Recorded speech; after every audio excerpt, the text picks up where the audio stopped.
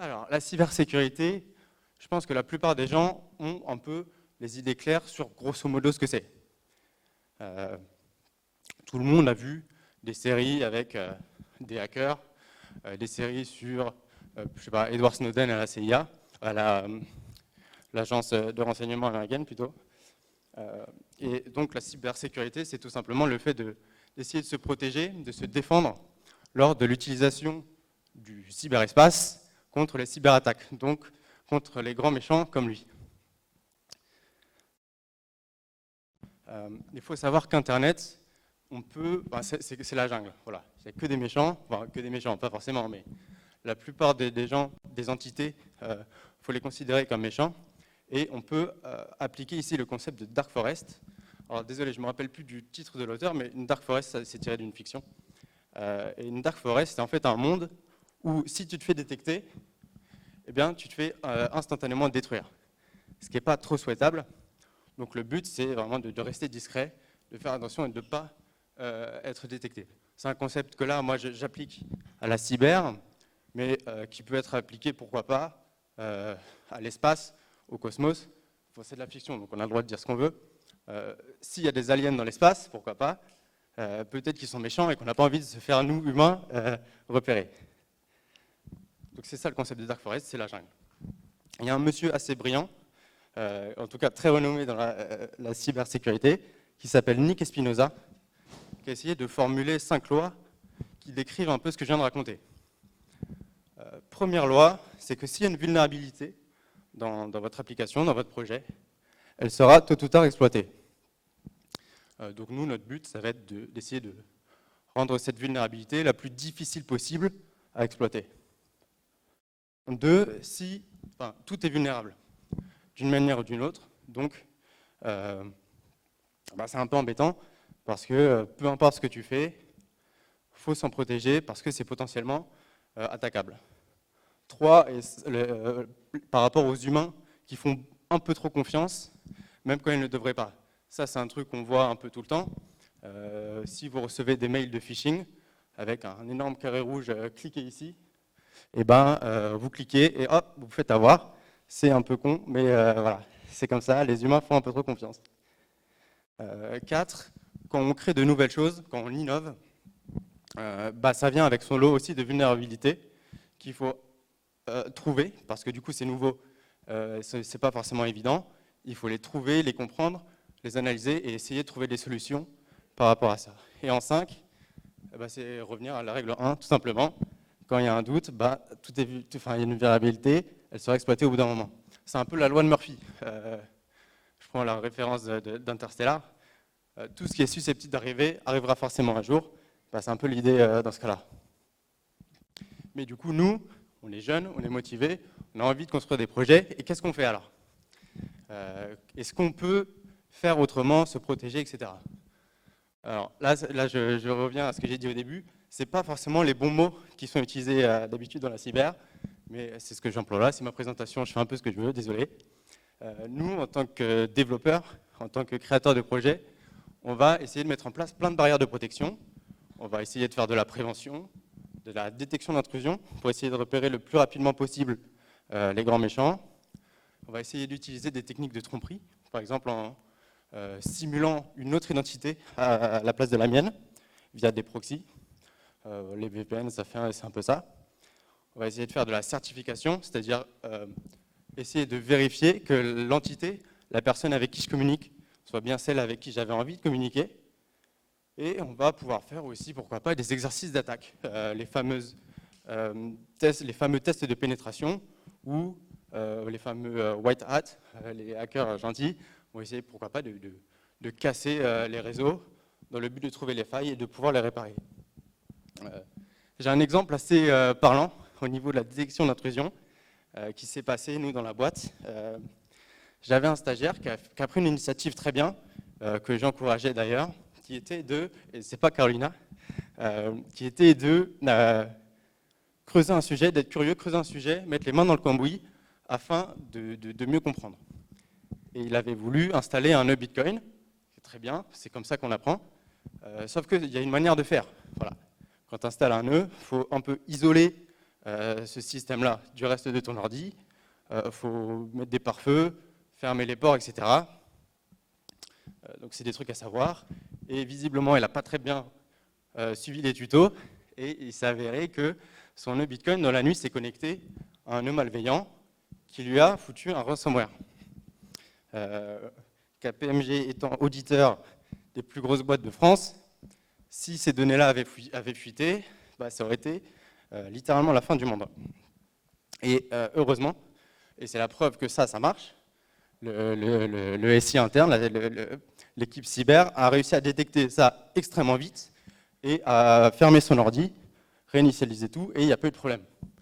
Comme quoi, il y a des solutions. Voilà, il ne faut pas désespérer. Mais alors, quel lien avec la crypto? Je pense que dans la salle, il y a plein de gens ici qui ont de la crypto, qui ont du Bitcoin, qui ont de l'Ether.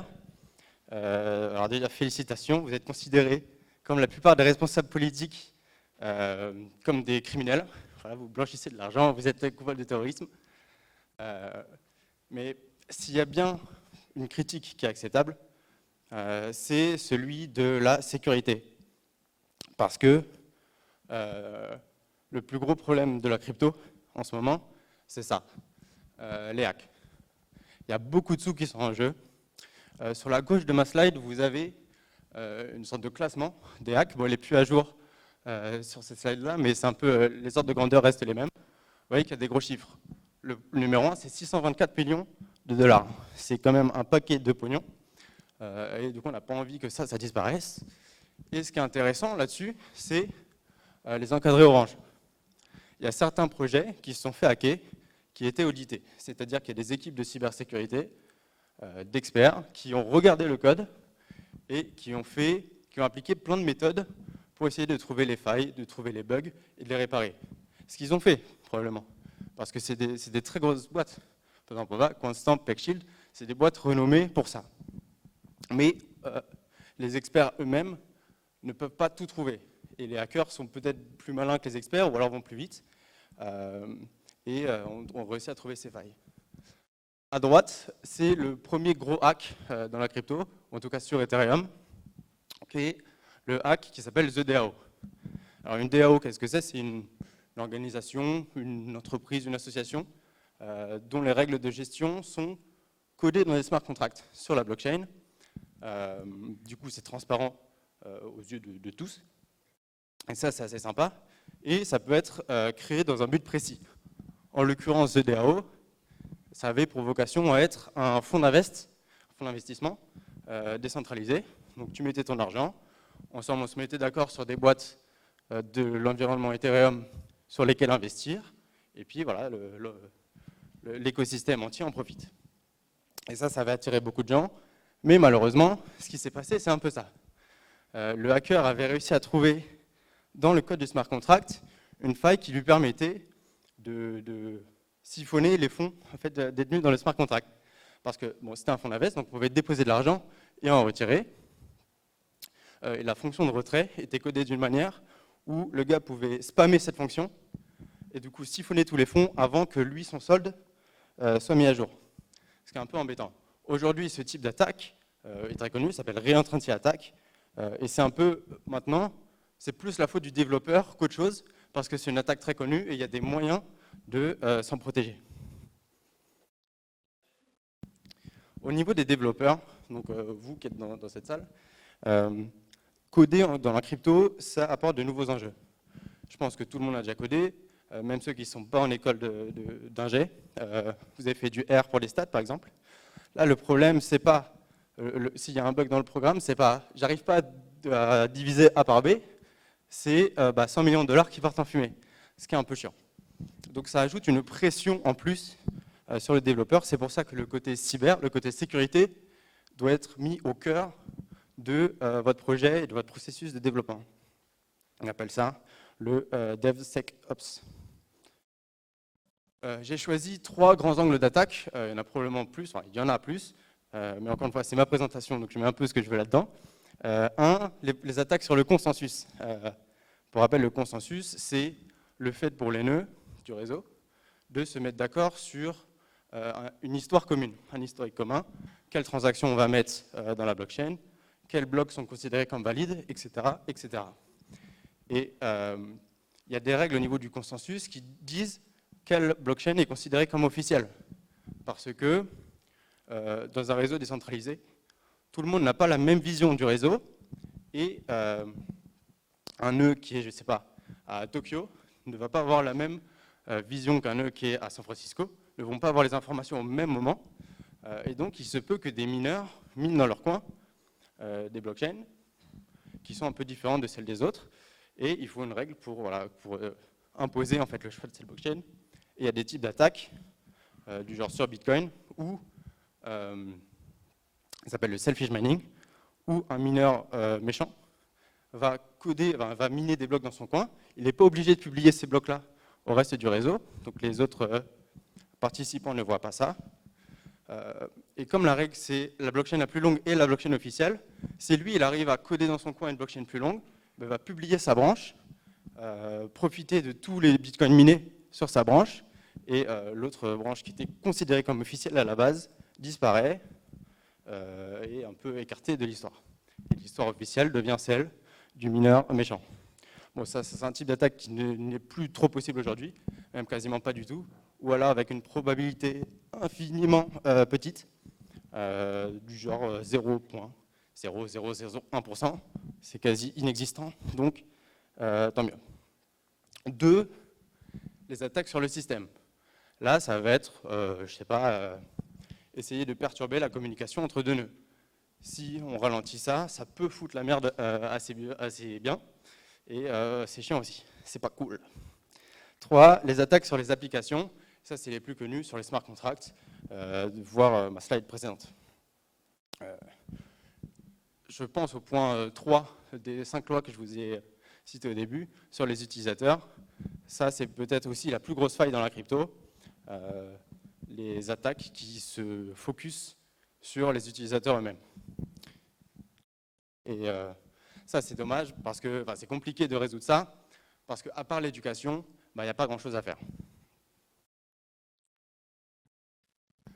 Un problème dans la crypto, c'est pas trop un problème, c'est objectivement, l'univers de la crypto se complexifie. Alors là, sur ma slide, vous avez 2 lignes, L1 et L2. L pour layer 1, layer 2, c'est comme ça qu'on dit. En bas, vous avez les blockchains indépendantes. Les layer 1, celles qui sont indépendantes, qui ont leur propre mode de consensus, qui ont leur propre crypto, etc. Alors, je suis désolé pour nos amis qui sont plus vers là-bas. Moi, je ne considère que Bitcoin et Ethereum comme blockchain suffisamment importante, décentralisée et sécurisée. Donc, je ne parlerai pas du côté là-bas. Mais il faut savoir qu'il y a des applications qui sont créées pour essayer de passer d'une blockchain à une autre. Ça s'appelle des passerelles, des bridges. Voilà, donc, pour envoyer des tokens d'une blockchain à une autre.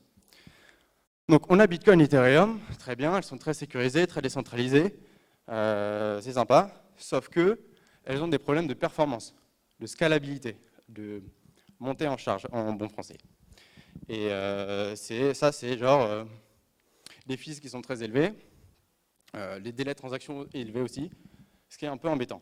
Du coup, des gens brillants de cette industrie ont essayé de créer ce qu'on appelle des surcouches, des layer 2. Pour Bitcoin, ça va être le Lightning Network, qui est un système de paiement instantané avec des frais extrêmement faibles. Donc le poncif qui dit que Bitcoin ne peut pas servir de système de paiement à grande échelle, il faut un peu remettre en question son argumentaire parce que Lightning Network marche très bien. Et c'est basé sur la sécurité de Bitcoin aussi. Les informations, au bout d'un moment, sont enregistrées dans Bitcoin et tout va bien.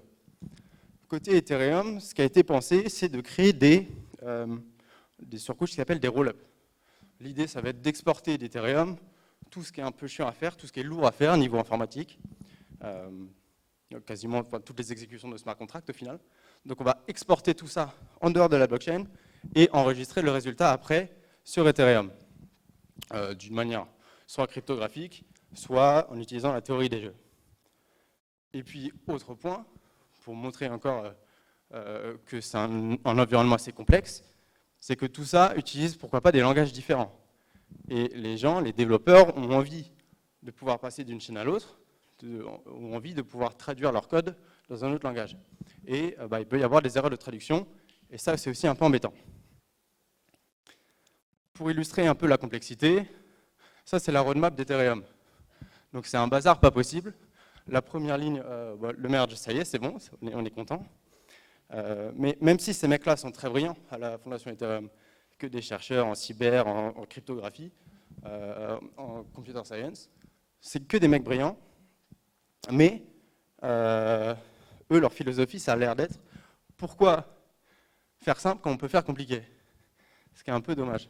Et malheureusement, plus un truc est compliqué, plus c'est difficile aussi de trouver les failles, les vulnérabilités qu'il y a là-dedans. Donc on va ajouter de la complexité, sauf que s'il y a une petite proba qui défaille, au bout d'un moment, cette proba, si tu ajoutes tout ça, cette proba devient moins négligeable. À droite, sur ma slide, c'est Starkware. Donc ça, c'est un des roll-ups des surcouches d'Ethereum. On appelle ça Starknet. Et l'idée de ces mecs-là, c'est OK, on a réussi à faire des L2, des surcouches. Pourquoi on n'arriverait pas à faire des L3, des L4, des L5 et même si j'adore ces gars-là, je les connais personnellement, ils sont très bons. Et mon projet à moi, je le développe sur Starknet, c'est objectivement de la complexité en plus. Et ça, ça a pour conséquence d'avoir des nouvelles surfaces d'attaque un peu partout. Au niveau des smart contracts, au niveau des bridges, au niveau des infras directement. Donc c'est un peu embêtant.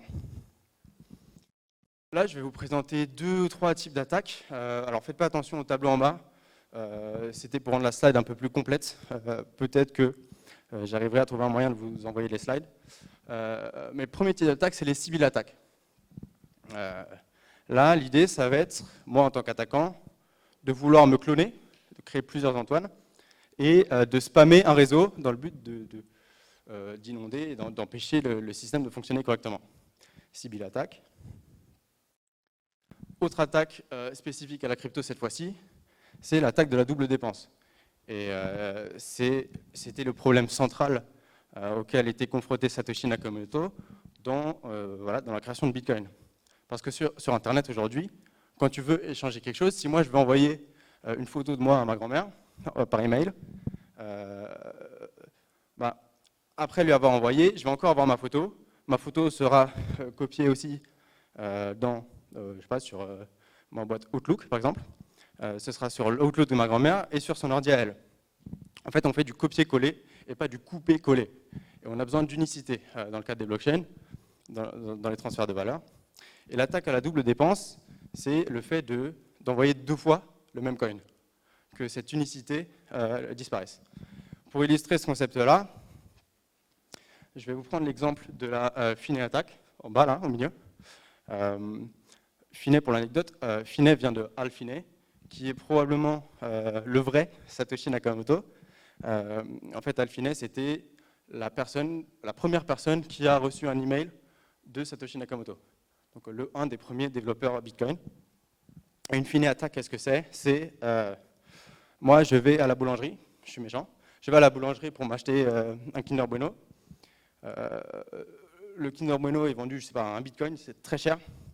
Je fais la transaction, je récupère mon Kinder Bueno, le marchand récupère son Bitcoin, donc il voit sa cagnotte qui est en +1, sauf que lui ne sait pas que j'ai prévu un plan derrière où chez moi, je rentre et j'active mon système qui fait que cette transaction est reversée, n'existe pas. Je change l'ordre des blocs, ce qui fait que je me retrouve avec mon Kinder Bueno et mon Bitcoin. Donc celui-là, je peux le dépenser une autre fois. Donc il y a d'autres types d'attaques, par exemple le tampering, rappelez-vous, c'est au niveau des systèmes dont j'évoquais tout à l'heure. On va essayer de retarder, de perturber la communication entre les nœuds. Le fameux DDoS aussi pour la civil attaque. Voilà les grands types d'attaques. Parlons un peu plus spécifiquement de certaines vulnérabilités sur Ethereum. C'est un tableau un peu compliqué à première vue. En abscisse, on a différents types de vulnérabilités. La première est orientée sur le code. Donc j'ai mon code et peut-être que moi en tant que développeur j'ai mal codé et qu'il y a des erreurs ou des choses qui sont potentiellement effectuables auxquelles je n'avais pas pensé et qui peuvent me pénaliser. Au milieu, on a des attaques, des vulnérabilités qui sont moitié-moitié, axés sur le code, mais qui proviennent aussi de sources externes. Mon programme, moi, peut potentiellement très bien marcher, être très bien codé, mais si je mets telle valeur en entrée, bah, ça fait tout planter. Et ça, c'est aussi chiant. Troisième type, c'est les attaques purement externes. Donc là, c'est plus sur le système, le consensus. Voilà. En ordonnée, maintenant, on a 3 grands types de détection de ces attaques. L'analyse statique, le fusing et l'exécution symbolique. L'analyse statique, qu'est-ce que c'est? C'est moi en tant qu'auditeur, qu'expert en cybersécurité auditeur, je regarde le code et j'essaie de chercher les failles et où est-ce qu'il peut y avoir des problèmes. Le fusing et l'exécution symbolique, c'est un peu grosso modo la même chose, c'est-à-dire qu'on va tester plein de valeurs en entrée et on voit ce qui se passe. La nuance entre les deux, c'est que le fusing, on va bombarder de différentes entrées pour voir ce qui se passe et voir quelles valeurs font planter mon programme. Pour l'exécution symbolique, mon jeu de données que je mets en entrée va être un peu plus précis, un peu mieux choisi, et je vérifie que tout va bien avec ce jeu de données-là. Et au milieu, on a quelques exemples d'attaques, de failles, de vulnérabilités qui peuvent arriver. Moi, je vais vous présenter un peu plus précisément l'access control, la reentrancy et le front running ou MIV. C'est peut-être plus connu sous le nom de MIV. Alors, la reentrancy, rappelez-vous de mon exemple de The DAO au début. L'attaquant avait réussi à appeler plusieurs fois la fonction avant que son solde soit mis à jour. Bah, c'est exactement ça, une reentrancy attaque. On va pouvoir appeler le smart contract plusieurs fois avant que le statut, l'état, soit mis à jour. Alors, je vous ai mis un screenshot de code à gauche. Ce qui nous intéresse, c'est que dans l'encadré bleu. Alors, ces 2 lignes, la première veut dire, en sachant que msg.sender, c'est l'adresse de la personne qui effectue la transaction. Cette première ligne veut dire envoie à la personne qui effectue la transaction une somme d'argent équivalente au solde de cette personne, tout simplement. Et la deuxième ligne veut dire met le solde de cette personne à 0. Donc on envoie la transaction et on met le solde à 0. Le problème, c'est que ces 2 fonctions ne sont pas exécutées au même moment, simultanément. La première prend bien plus de temps, parce qu'on effectue une nouvelle transaction, prend bien plus de temps à être exécutée. Et donc, s'il y a de la latence sur le réseau, et il y a de la latence sur le réseau, quelqu'un qui voit ça, un attaquant, va pouvoir spammer cette fonction, vider le smart contract à chaque fois d'une valeur du solde de son solde à lui, jusqu'à ce qu'il n'y ait plus de sous dedans, et il sera très content. Je vous ai dit au début qu'aujourd'hui, subir ce genre d'attaque, c'est un peu une faute professionnelle pour le développeur, parce qu'il y a des manières de faire, et on sait aujourd'hui qu'en fait, il suffisait d'inverser ces 2 lignes, tout bêtement, de mettre à jour à 0 le solde de la personne, puis d'effectuer la transaction. C'est tout con, mais les gens ne savaient pas ça à l'époque. Deuxième solution, c'est d'utiliser des librairies externes pour essayer de se protéger, et protéger son code et protéger ses fonctions. Deuxième grand type de vulnérabilité sur Ethereum, c'est l'access control. L'access control, c'est, prenons un exemple. Je veux coder une application de finance décentralisée qui échange un actif A contre un actif B à un prix fixe donné. Vive le contrôle des prix. Donc je vais créer une fonction setPrice, fixer le prix, qui va justement mettre le prix au prix que moi j'ai envie. Mais imaginons que quelqu'un repère ça. Rappelez-vous, on est sur la blockchain, donc tout est transparent, et un autre développeur peut potentiellement aussi appeler cette fonction-là. Donc imaginons que moi, mon prix, je l'ai fixé à 5 €, que l'attaquant voit qu'il y a cette fonction qui existe, il va mettre le prix à 5 centimes, ce qui fait que lui, il aura un super rabais, un Black Friday un peu boosté, et moi, je serais dégoûté parce que j'aurais perdu une très belle plus-value. Alors, ce qui est possible de faire, c'est de mettre des conditions sur l'adresse de la personne qui effectue la transaction. En Solidity, le langage de programmation d'Ethereum, ça s'appelle mettre un modifier. Alors là, le titre, le nom OnlyOwner, c'est juste un nom indicatif, on peut mettre n'importe quoi là. Et cette ligne veut dire, dans l'encadré orange là, veut dire j'ai besoin que l'administrateur du smart contract soit la personne qui appelle cette fonction, tout simplement. Et ensuite, cette condition-là, on peut l'appliquer à toutes les fonctions qu'on veut dans notre code. Alors, l'AMIV, certains considèrent ça comme une attaque, moi pas trop. Je l'ai mis là parce que c'est important que vous sachiez que ça existe comme système. Mais comme c'est quelque chose d'inhérent à la technologie, ben, c'est là, autant, faut avoir confiance que c'est là. Si on peut en profiter, bah, très bien, mais il faut avoir conscience que c'est là. Et c'est interne à la blockchain, c'est comme ça. Et donc, je ne considère pas ça comme une attaque. En fait, ça dépend surtout de l'utilisation. L'AMIV, pour expliquer ce que c'est en fait le délit d'initié qui est effectué par les nœuds sur le réseau. Les nœuds, en processus de transaction classique, c'est moi en tant qu'utilisateur, je vais publier ma transaction. Cette transaction va être ajoutée à la liste des transactions en attente. Les nœuds vont voir cette liste-là. Ils peuvent voir ce qu'il y a à l'intérieur des transactions. Et après, sélectionner les transactions à inclure dans le prochain bloc et le publier au reste du réseau. Donc, ils voient ce qu'il y a dedans. Dans la finance, en finance décentralisée et dans la finance en général, il y a ce qu'on appelle des arbitrages. C'est le fait de profiter des anomalies de prix sur les marchés. Par exemple, s'il y a un actif A qui est échangé à 5 € sur Uniswap et à 10 € sur Curve, ben moi je vais vouloir acheter à 5 € et vendre à 10 €, faire ma plus-value de x2. Donc, acheter en grande quantité et vendre de l'autre côté.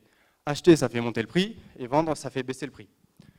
Donc, rappelez-vous, les nœuds peuvent voir ça en avance. Ils voient ce qu'il y a dans les transactions. Donc, qu'est-ce qui empêche un nœud de voir que j'ai vu, moi, une opportunité d'arbitrage, que j'ai déclenché une transaction qui va dans ce sens-là, et se dire, tiens, bah, je vais lui voler son truc. Bah rien. Et c'est exactement ce qui se passe avec la MIV. Le mineur va potentiellement, et même très certainement, me voler mon opportunité, acheter à ma place et vendre à ma place, et moi, ma transaction va quand même passer. Un arbitrage, ça a pour but de rééquilibrer les prix. Parce qu'acheter, ça permet de monter, et vendre, ça permet de baisser le prix. Donc si moi, ma transaction passe quand même derrière, après lui, il aura normalisé le prix, donc moi, je vais me faire avoir. Ma transaction va être au mieux nulle, mais la plupart du temps à perte. Un autre type d'attaque possible avec la MIV, c'est ce qu'on appelle la sandwich attack. C'est le screenshot qu'il y a à gauche. Donc ça se lit normalement de bas en haut, c'est lors des transactions. Ce qui est important, c'est, vous voyez au milieu la transaction qui est entourée en rose. Ça, c'est la transaction de base que quelqu'un a envoyée sur le réseau. Là, en l'occurrence, si vous voulez acheter une sorte de token que je ne connais pas. Et moi, en tant que nœud, je vois que cette personne a voulu acheter ce token-là. Et ce que je vais pouvoir faire, c'est, de manière ultra rapide, acheter avant cette personne-là et vendre juste après. Comme acheter fait monter le prix, moi, je vais faire une plus-value un peu gratos. Donc voilà, c'est un peu ça la MIV. Pour s'en protéger, les développeurs Ethereum sont très conscients que ça existe. C'est au cœur de leur roadmap. Et il y a des mécanismes de résistance à la censure, d'aléatoires qui peuvent être mis en place, pourquoi pas. Mais ce n'est pas de notre ressort à nous, c'est du ressort des développeurs d'Ethereum. Nous, en tant qu'utilisateurs, on peut essayer de faire passer des transactions par des protocoles, on peut dire des protocoles gentils, qui, eux, leur rôle va être de faire passer des transactions sans bénéficier des opportunités de la MIV. Voilà. Il y a tout un paquet de vulnérabilités qui existent. Moi, personnellement, je n'en connais pas un quart. Donc, voilà. Ça, c'est des trucs à connaître si vous choisissez d'aller faire de la cyber dans la crypto. Parlons un peu des outils. Au début, c'est des outils en tant qu'auditeur. Si vous choisissez de faire ce boulot-là, vous allez avoir besoin d'outils pour vous aider dans votre travail. Et tout ça, ça peut nous aider. Par exemple, Echidna, au milieu, fait que du fusing. Donc son but, cet outil-là, va être de prendre un programme, de lui mettre plein de valeurs et de voir si ça passe ou si ça casse. Ça, c'est des trucs à savoir. Donc là, c'est purement cyber. Il faut aussi s'éduquer énormément. Il y a plusieurs organismes qui font ça, qui permettent de faire ça. Le MOOC de l'ANSSI, Carolina m'a dit qu'il était très bien. Donc faites-le, c'est important. Il y a à gauche l'OWASP qui va décrire, analyser certaines vulnérabilités.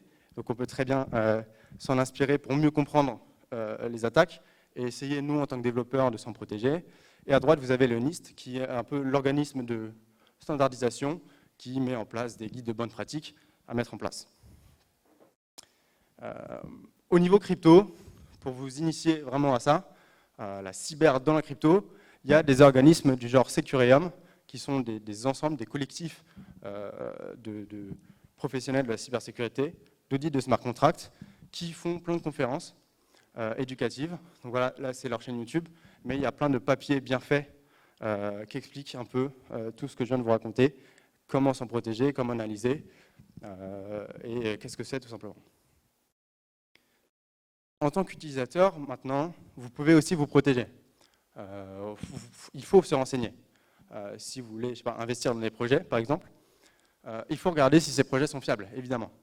Vous avez à gauche et à droite deux sites qui font un peu ce travail-là, qui vont voir les projets et décrire de manière objective c'est bien, c'est pas bien, c'est bien, c'est pas bien. Donc c'est assez intéressant. Au milieu, je vous ai remis la liste de Rect, qui est d'ailleurs à jour. Si cette fois, vous voyez pourquoi pas qu'un projet arrive 2 fois dans cette liste, il vaut mieux éviter de se mettre dedans parce que les mecs ne sont pas sérieux. Là, il y a un truc qui va vous intéresser. En tant qu'expert de ce domaine-là, vous pouvez faire ce qu'on appelle des bug bounties. En fait, les projets vont inciter les développeurs, les experts en cyber, les experts en audit, à trouver les failles en les récompensant. Et ce n'est pas des montants de merde, c'est vraiment des très gros chiffres. Il y a un pognon de dingue dans cet écosystème du fait qu'il y a une demande de dingue en fait, de profils en cyber. Il y a très peu de boîtes qui sont spécialisées dans l'audit de smart contracts, avec pourtant une demande colossale. Donc il y a une demande forte de profils comme ça. Et probablement que si vous choisissez d'aller dans cette voie, c'est très facile de gagner 200 à 300 000 par an dans la crypto si vous êtes auditeur de smart contract, par exemple. Donc, il paraît qu'il y a un master très bon dans cette école au niveau de la cybersécurité. Je vous encourage, moi, à faire ça. Si je devais refaire un choix de carrière maintenant, je pense que je ferais ça. Partir en cybersécurité, me spécialiser dans la crypto, parce que c'est super intéressant et palpitant. Ça bouge tout le temps. Et c'est un peu en fait, l'idée du même que je vous ai mis là. Ce n'est pas le niveau du stress là, qui est important, c'est au niveau de la temporalité. Dans la crypto, tout bouge très vite. Il y a des nouveaux projets tout le temps, des nouveaux protocoles tout le temps. On ne s'ennuie jamais. Et c'est assez motivant. On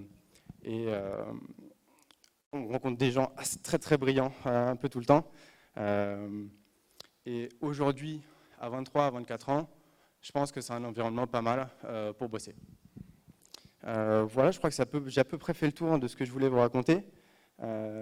Si vous voulez me contacter pour poser des questions, récupérer les slides ou que sais-je, voilà, je vous ai mis LinkedIn et Twitter. Donc voilà, merci de m'avoir écouté. C'est très sympa. Et si vous avez des questions, n'hésitez pas, je suis là. Et je vais rester même un peu après si vous voulez parler. Voilà, merci beaucoup.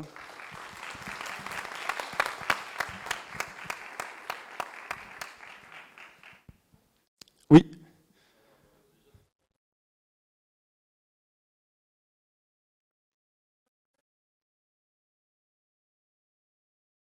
Ouais.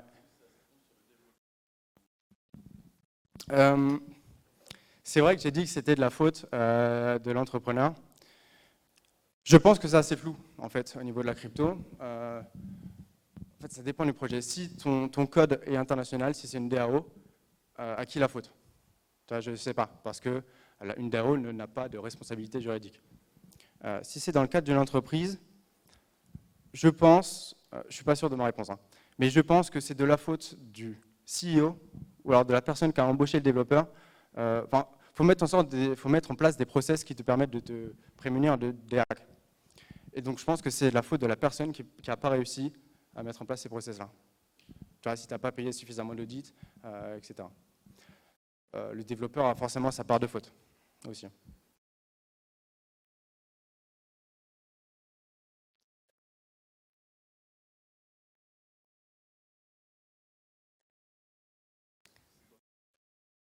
Qu'est-ce que tu risques? Tu as des choses à te faire pardonner. Non, bah, en fait, aujourd'hui, je pense pour un hacker, c'est très difficile de s'en tirer vivant, j'allais dire, de s'en tirer tranquille, parce que bah, la régulation se met de plus en plus en place. Il y a le KYC qui est obligatoire sur beaucoup de plateformes d'échange. Donc si toi, en tant qu'hacker, tu as réussi à voler les sous, bah, c'est difficile derrière de les utiliser. Et bah, c'est une bonne chose. Parce que les entreprises, du genre les stablecoins, par exemple USDC, ils peuvent mettre en place des blacklists.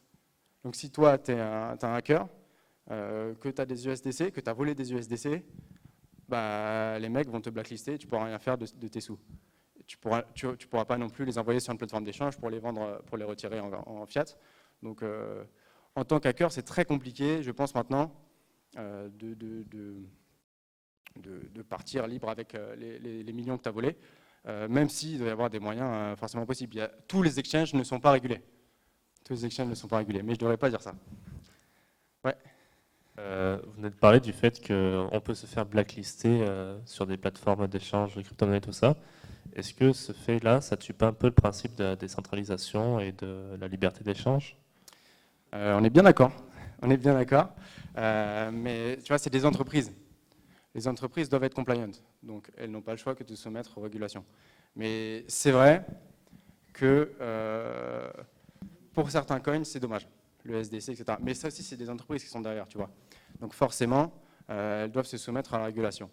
Pour autant, Bitcoin reste décentralisé. Tu peux faire n'importe quelle transaction sur Bitcoin et personne ne t'en empêchera. Ethereum, depuis le merge, malheureusement, c'est un peu moins le cas. 50% des nouveaux blocs sur Ethereum sont devenus compliant. Les validateurs se soumettent aux règles de l'OFAC, qui est la blacklist américaine. Donc bah, la décentralisation aussi perd un peu de sa beauté sur Ethereum, malheureusement. Yes, bah déjà, petite précision, si tu vois au niveau des responsabilités sur les actifs numériques, regarde tout ce qui est PSAN, les prestataires,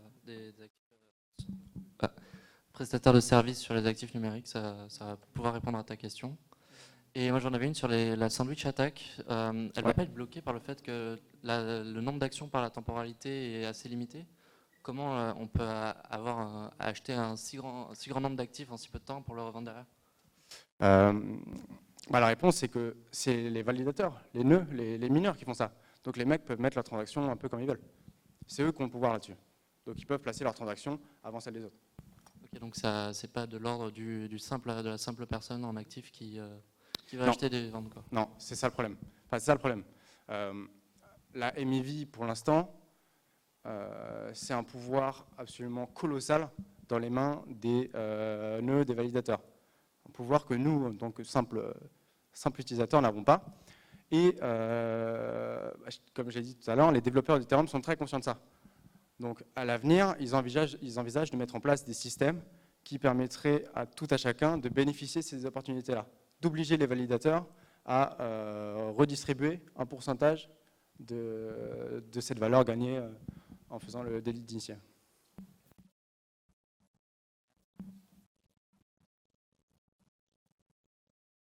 Plus d'autres questions? Non. Bah, écoutez, merci beaucoup. C'était très cool de me recevoir et de m'écouter. Et puis, je vous souhaite de continuer sur cette voie-là, parce que vous avez devant vous tout le succès et la réussite du monde. Voilà. Merci beaucoup.